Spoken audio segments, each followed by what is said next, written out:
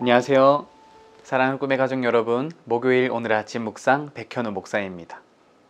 오늘도 하나님께서 여러분의 하루를 붙드시고 우리의 모든 걸음들을 은혜 가운데로 인도하시기를 축복합니다. 비행기의 세계에는 조금 특이한 법칙이 있습니다. 비행기를 날리면 날개가 만들어내는 양력이라는 힘이 중요한데요. 그런데 속도가 너무 느려지거나 각도를 높이 들면 양력이 급격히 줄어들게 됩니다. 이것을 실속이라고 하는데요. 그러면 고도를 잃고 아래로 떨어지기 시작합니다. 당연히 비행기가 떨어지니까 조종사는 본능적으로 기술을 올려서 비행기를 끌어올리려고 하거든요. 그런데 오히려 비행기를 살리는 방법은 반대입니다. 이 기술을 내려야 합니다. 이미 떨어지고 있는데 더 아래로 내려야 되거든요. 그러면 잠시 고도를 잃더라도 금방 흐름을 회복해서 날아올 수 있게 됩니다. 만약에 조종사가 끝까지 버티면 추락하는데 이 고도를 내려놓으면 다시 날 수 있는 것입니다. 이것이 인생의 역설입니다. 우리는 무너지기 시작하면 본능적으로 더 강하게 붙잡습니다. 그리고는 기도합니다.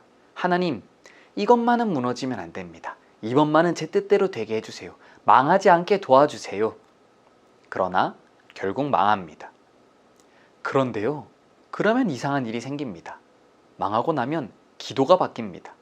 하나님, 이제 제가 어떻게 해야 할까요? 이 일들을 통해 무엇을 말씀하시는 걸까요? 내 힘이 빠지면 기도가 깊어지는 겁니다. 상황을 구하는 기도에서 하나님의 마음을 구하는 기도로 바뀝니다. 그래서 기도 응답에는 두 종류가 있습니다. 첫째는 하나님이 무너지지 않게 붙들어 주시는 응답, 그리고 또 하나는 그냥 무너지게 두시는 응답. 하나님은 비행기가 다시 날기 위해 기술을 낮춰야 하듯이 우리를 다시 살리기 위해 우리가 붙든 것을 내려놓게 하실 때가 있습니다.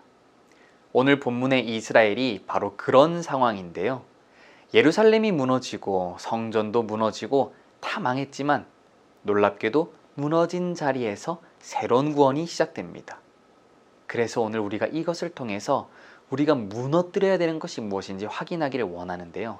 첫 번째는 착각을 무너뜨려야 합니다. 예루살렘이 무너지고 성전이 무너지고 나라가 사라졌습니다. 이스라엘은 이제 망했다고 생각했습니다. 그런데 하나님께서 보실 때 정말 무너져야 했던 것은 예루살렘이 아니라 그들의 착각이었습니다. 예루살렘이 무너지기까지 이스라엘은 하나님의 말씀을 듣지 않았습니다. 선지자들이 심판을 경고해도 믿지 않았고요. 왜 그랬냐 하면요. 그들에게 성전이 있었기 때문입니다. 우리는 하나님의 백성이다. 우리에게는 그 증표인 성전이 있다. 하나님이 우리와 함께 하시니 우리는 망할 수가 없다. 그러나 그것은 믿음이 아니라 종교적 자신감일 뿐입니다. 믿음은 하나님께서 내 편이다 라고 확신하는 것이 아니라 내가 하나님 편에 서는 것, 그것이 믿음입니다. 그런데 우리에게도 그렇게 기도할 때가 있습니다. 하나님, 저를 망하게 두시면 안 됩니다. 하나님, 제가 이렇게 헌신하는데 계속 헌신할 수 있도록 문제를 해결해 주셔야 합니다. 도와주셔야 합니다. 이런 기도는 기도의 모양은 갖췄지만 사실은 하나님의 뜻을 구하는 기도는 아닙니다. 그런 기도를 우리는 믿음이라고 부르지만 하나님은 착각이라고 말씀하십니다. 그래서 예루살렘을 무너뜨리셨습니다. 이스라엘을 버리고자 함이 아니라 이스라엘의 거짓을 깨뜨리기 위한 것이었습니다. 때로 우리에게 절대로 무너지면 안 된다고 생각하는 것들이 있습니다. 이 직장이 없으면 끝이다. 이 사람이 없으면 살 수 없다.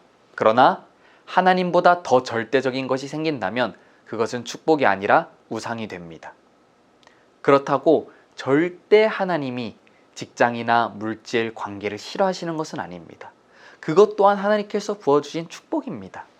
그러나 그것이 우상이 되고 교만이 된다면 하나님은 그 착각을 무너뜨리십니다. 그래서 이스라엘의 입에 이제서야 진짜 기도가 나옵니다. 10절 그런즉 인자야 너는 이스라엘 족속에게 이르기를 너희가 말하여 이르되 우리의 허물과 죄가 이미 우리에게 있어 우리로 그 가운데에서 쇠퇴하게 하니 어찌 능히 살리요 하거니와 이제 묻는 거죠. 어찌 살아야 합니까? 지켜달라는 기도에서 이제는 길을 묻는 기도로 바뀐 거예요. 무너지니까 말씀이 들립니다. 때로 우리에게 힘이 남아 있으면 세상과 싸우는 게 아니라 말씀과 싸울 때가 있습니다. 그래서 우리에게 힘이 빠져야, 말씀과 싸울 힘이 없어야 그제서야 들리는 것입니다. 성도 여러분, 내 상황이 끝나야 기도가 바뀌는 게 아니라 내 고집이 끝나야 기도가 바뀝니다.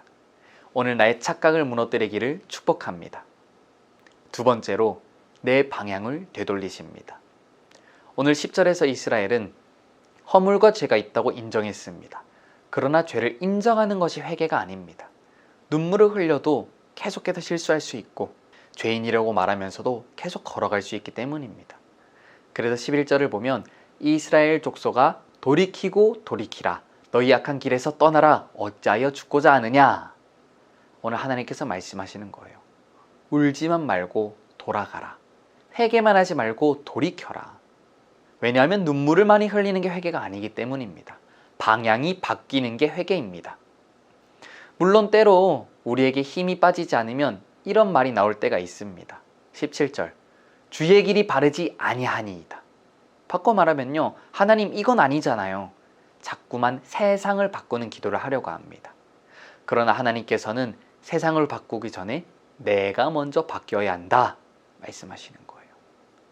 실 속에 빠진 비행기가 살기 위해서 하늘이 바뀌어야 하는 게 아닙니다.